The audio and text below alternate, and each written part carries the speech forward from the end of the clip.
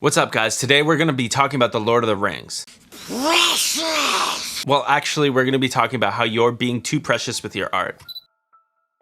Hey, what's up? Alex Cyprian here, and for those who don't know me, I used to play in a band for quite a long time, like 10 plus years, and we've reached some success. But here are some of the tips of things that I wish I would have done if I were to still continue in my musical career. And some of these tips might seem a little counterintuitive, but it really is the only way to grow as an artist these days. So let's dive into the first thing you're doing wrong with your art. The first thing I notice when I see artist profiles is that they're just not showing their process to how they create what they create. You spend so much time working on your craft, so I get it. I know you feel like it should be a secret, but you really just have to lean into the fact that you are like no one other and no one else is like you. So by showing your process, you create segments of people that are not only admiring your work, but they're also admiring your work ethic. Your process may also resonate with your audience members. So for example, let's say you mix with Logic Pro software. That might also be the preference of a potential fan, and because they saw you use that software, you can now connect with them on a deeper level. That might inspire them to make a comment saying, hey, I use Logic Pro as well. That could evolve into a one-on-one conversation where you can actually teach them something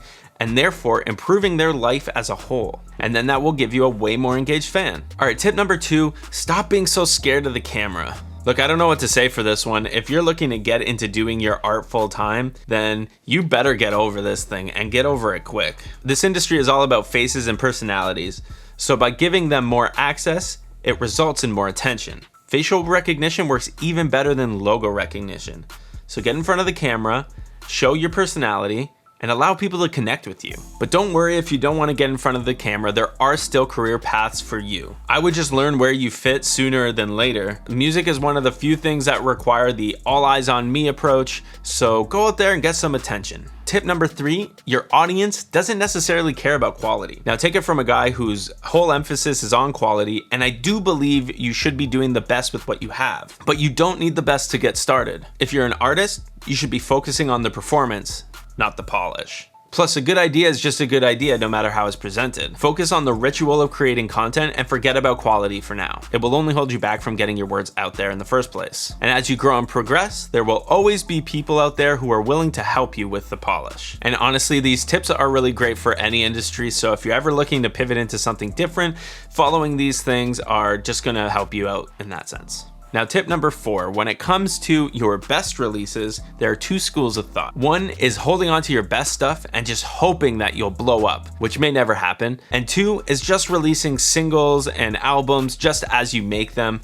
and never really having a plan or any backing. Both of these scenarios are bad. I've done both countless times. You really should find the happy medium between the two when it comes to creating and releasing new music. Always be aware of what material is your best and create a strategy based around distribution, interaction, exclusivity, hype, and promotion. Don't fall into the trap of just saving every good song, and don't post music without having some sort of backing to it. Music is supposed to be shared, but having no plan for the release of your song means no one's gonna hear it in the first place. And for my last tip is just embrace your mistakes. There's beauty in knowing the flaws of a human, and being upfront about yours creates a deeper connection. Don't hide yourself because you fear judgment.